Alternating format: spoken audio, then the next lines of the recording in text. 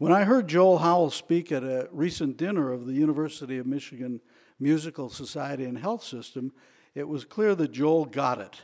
There is art to medicine and medicine in art. I asked him to take his remarks further and commissioned, if you will, in honor of Dr. Chang and his family, this talk for the Chang series. Joel's credentials and work speak for themselves, so I want to just get on with things and present Joel Howell in the third Chang lecture and invite you afterward to kind of linger over a reception that we're going to have just outside. So Joel, come on. Thank you.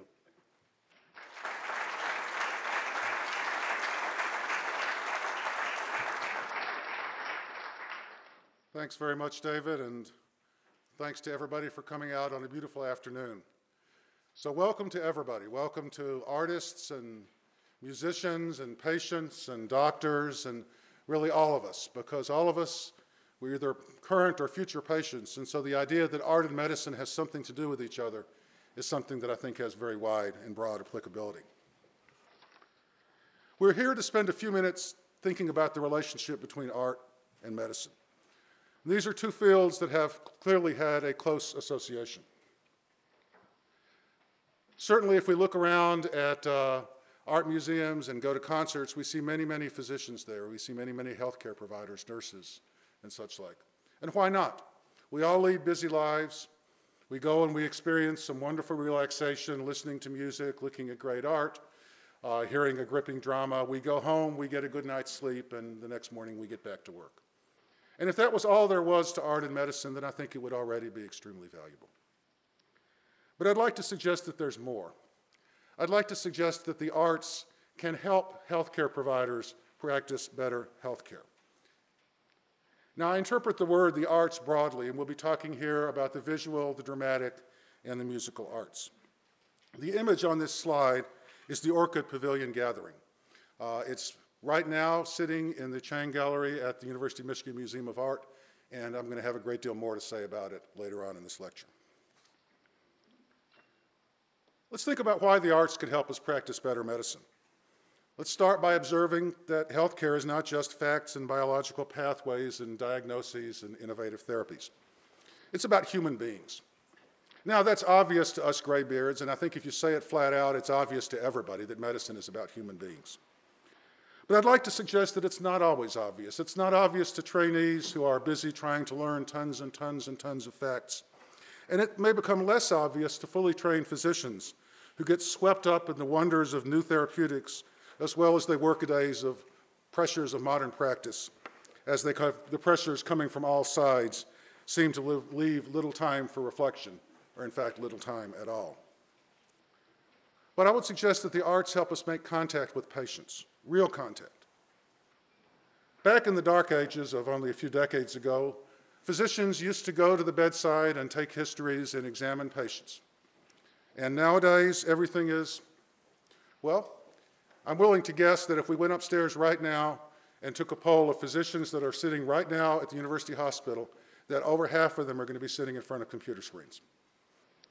And those of you who are clinicians, I think, would have a hard time arguing with me on that. They're sitting in front of computer screens looking at truly amazing images, using powerful, sophisticated genetic tools to analyze, understand, treat, and cure disease. But these technologies can take us only so far, and they may at times take us, I fear, in the wrong direction. Art can help put us back in touch with the person who is the patient. In other ways, the arts can be instrumentally valuable for patient care. They can help us learn better how to examine patients, how to listen to them, how to really hear what they're saying to us. Many great artists have addressed issues central to healthcare, issues such as human joy and suffering, pestilence and prosperity, devotion and despair. And these artists have tried to understand what it means to be human. They've grappled with profound issues like what it means to live. And their artistic creations offer insights into the world that we see here at the University Hospital.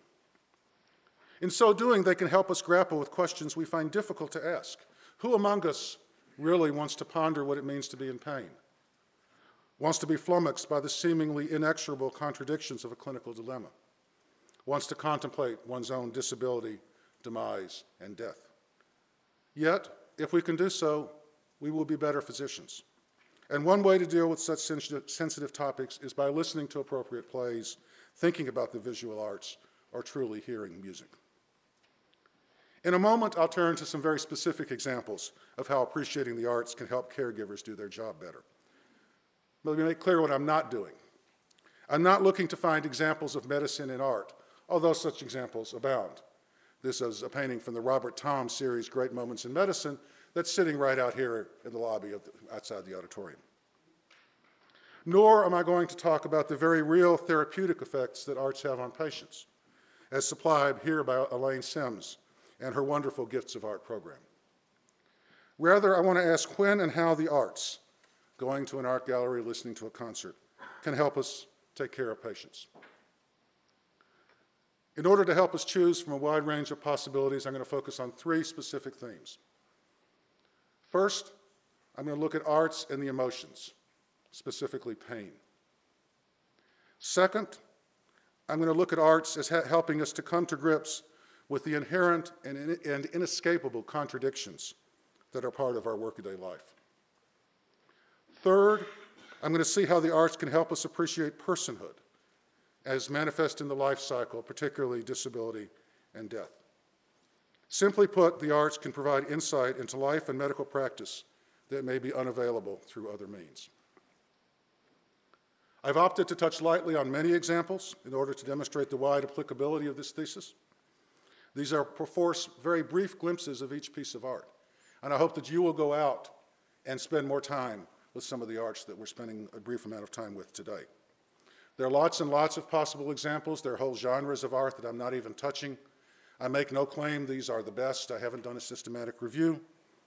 But these are examples that do speak to me, and they touch me, and I hope that they will touch you. So our first theme is pain. What does it mean to be in pain? How should we understand pain? Pain can be emotional. This is an image that my colleague Sanjay Saint has used to help teach house staff, one of whom, by the way, was in clinic with me this morning, and I talked about the talk, and he remembered this image very well. It shows Adam and Eve being expelled from the Garden of Eden. It's a fresco by the great 15th century Italian artist Masaccio from the Brancaccio Chapel in Florence, Italy. And it shows the pain of Adam and Eve being expelled from Eden.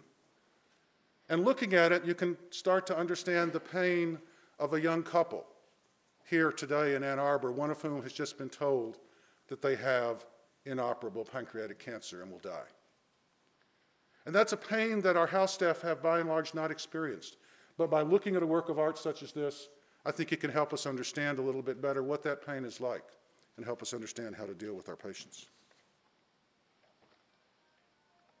But what about physical pain? We often care for people who suffer intense, unremitting pain, of a type that many of us, thankfully, have never had to endure. How do we understand that type of physical pain? How do we teach about it? We can talk about narcotic dosing, we can talk about pain gates and the like, but I would argue that those discussions don't go far towards helping us understand what our patients are going through. Perhaps one way to understand it is through the works of the 19th century American poet Emily Dickinson. This is a very short poem that she wrote. Pain has an element of blank.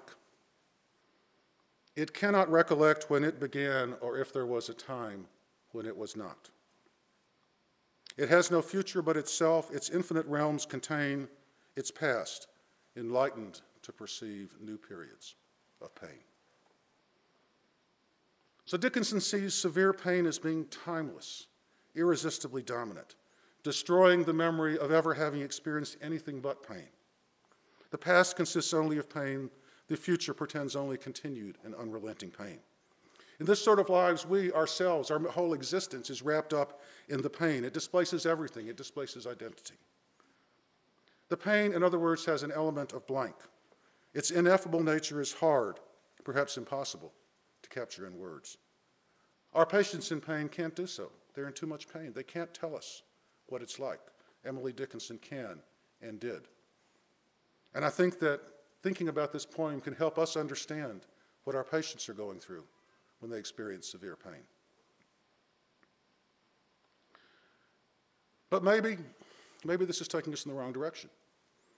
Maybe we shouldn't try to understand what our patients are going through when they're experiencing pain. Maybe we should focus on fixing what's wrong. Maybe we should focus on curing them. Maybe we should focus on getting rid of that which is the cause of the pain.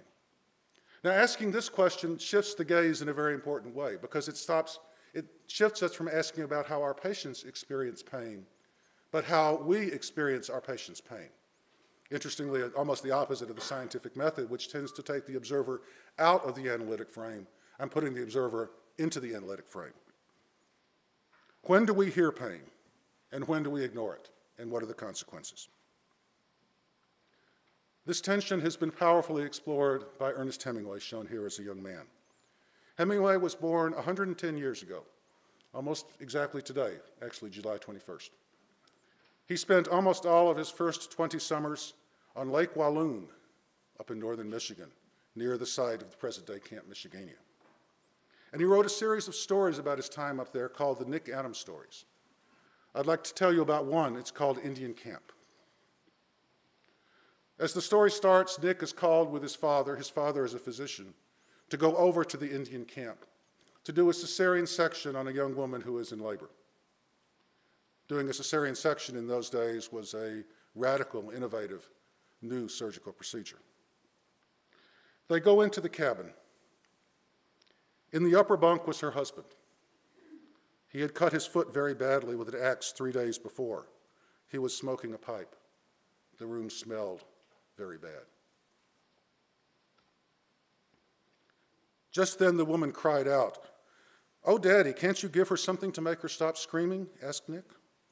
"No, I haven't any anesthetic," her father said. "But her screams are not important. I don't hear them because they're not important." Nick's father goes on to do a cesarean section. He delivers the baby comes out fine, things go quite well. The father is very proud afterwards in a very masculine sort of way. I mean, this is Hemingway after all. He's happy in the way that football players are in the dressing room after the game. I mean, he's done the cesarean section with a jackknife, he's sewed it up with fishing line. Boy, this is neat. But then he says, what about the husband? Ought to have a look at the proud father. They're usually the worst sufferers in these little affairs, the doctor said. I must say he took it all pretty quietly. He pulled back the blanket from the Indian's bed. His hand came away wet. He mounted on the edge of the lower bunk with the lamp in one hand and looked in.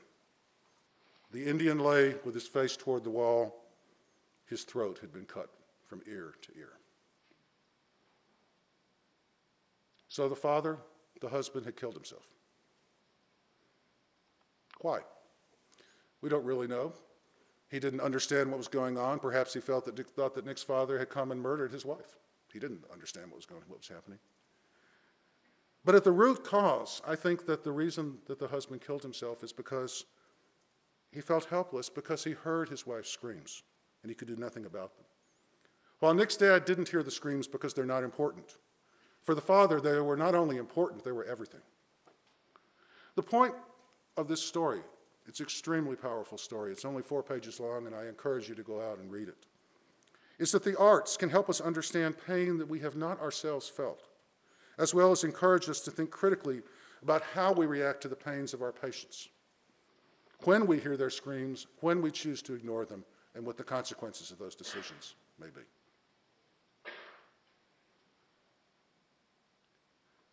I want to shift gears now and go on to the second theme. The second theme I want to think about is complexity. Life is complicated. Medicine is complicated. We spend a lot of time trying to understand complicated situations.